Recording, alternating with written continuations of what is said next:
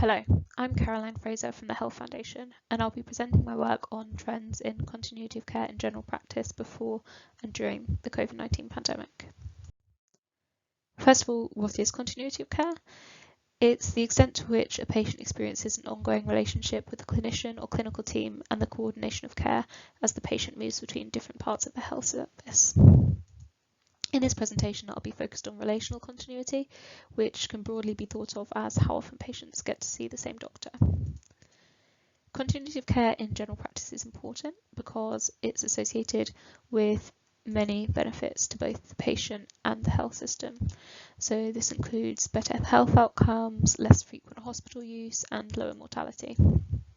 Improvements in continuity of care have been a priority in recent years and may be particularly beneficial to certain patient groups. So, for example, older patients, those living in deprived areas, and patients with complex health needs or multi-morbidity. There has been an unprecedented change in the way care was delivered in general practice during the pandemic, as we all know, and we're really interested in whether any of these changes had resulted in any impact on continuity of care. So our study aimed to determine how trends in continuity of care over time varied by patient characteristics before and during the pandemic. So to look at this question, we use data from the Clinical Practice Research Data Link, CPRD, Our Room database, and this is an administrative data set that uses patient records entered by staff in GP practices while they're delivering patient care. So it was a retrospective study of patients registered at 400 GP practices in England between March 2018 and March 2021. We included patients aged older than 3 years, and they had to have at least 3 consultations at the same practice in the previous 12 months to be included in our study. And the reason we had this restriction on the number of consultations was so that we could work out the continuity of care indices. So we used 2 indices to measure relational continuity of care. First, the usual provider of care UPC index, and secondly, the Bice-Boxman continuity of care index. So the results I'm going to be presenting today will be mostly focused on the UPC index, and we included the Bice-Boxman index as a sensitivity analysis.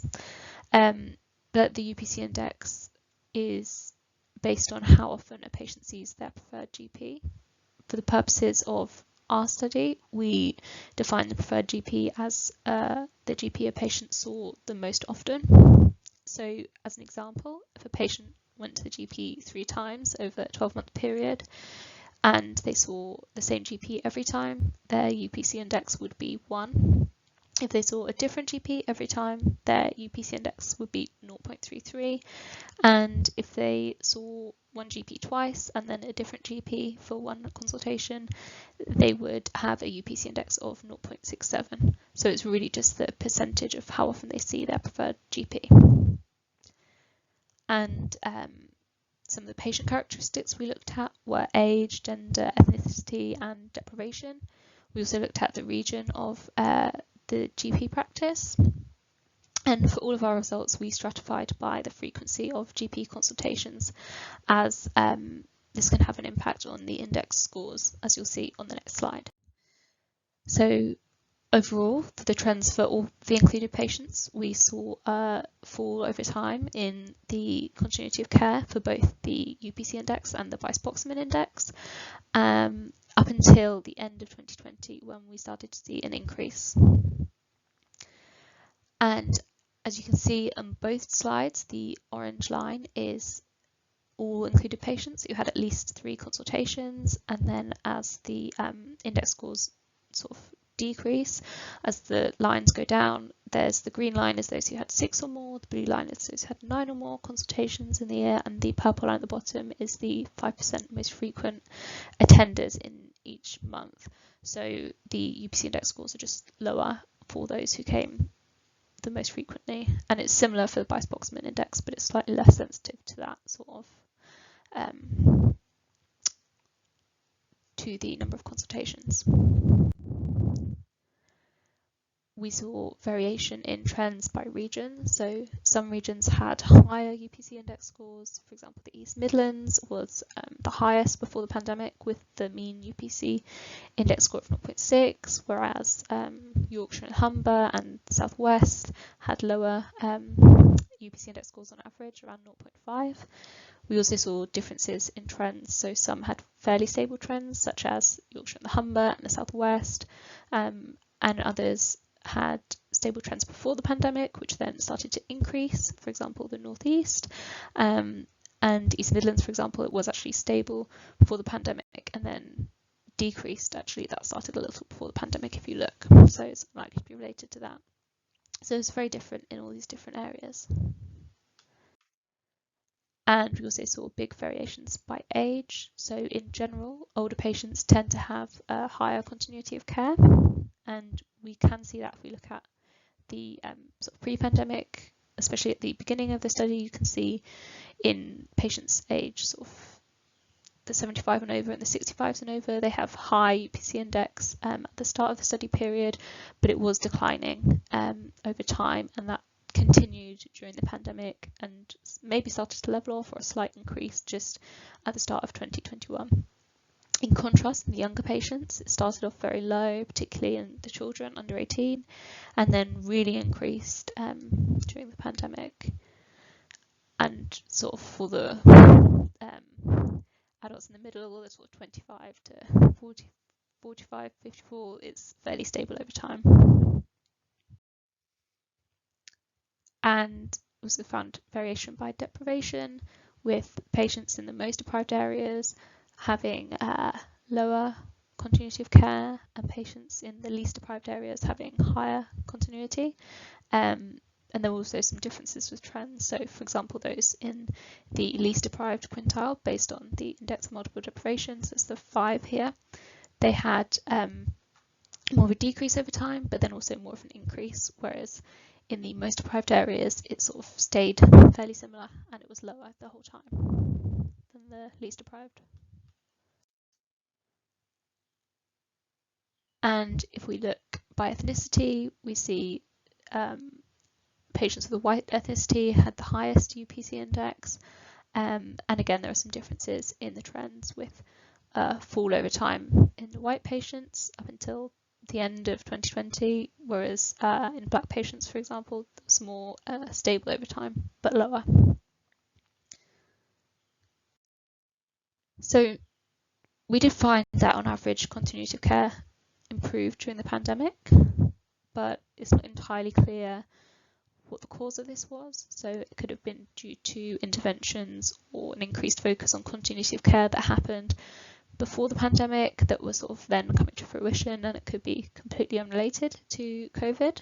It could be due to an increase in the remote consultations that we all know happened. So this was actually something that was proposed as a solution or as a way to improve continuity of care before the pandemic, and now it's been adopted very widely in general practice. There has been some work that's been done by other colleagues at the Health Foundation, and it seems to suggest that the remote consultations are not associated with a change in continuity of care either way.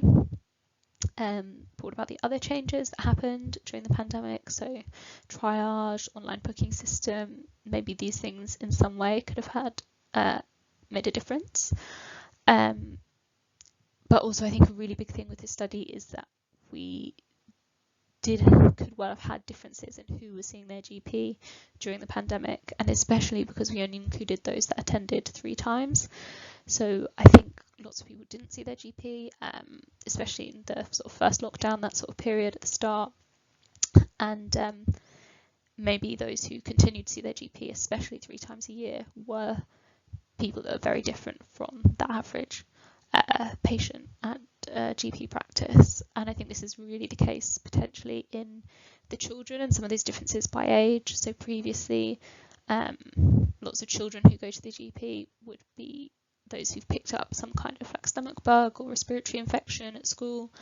But because children were not getting those infections as they were not at school, the children that continue to go and go 3 times a year may have been those with like complicated needs that were always had good continuity. So it could just be a difference in who was included that resulted in that change. And finally, it could in some other way be an artifact of the data. So we do know there were all these changes in general practice to how the care was being delivered, but that may also have spilled over to some differences in how things were being recorded in the systems, and things that maybe previously weren't recorded as a consultation now have been, or maybe for some reason things have been recorded twice. We don't know exactly.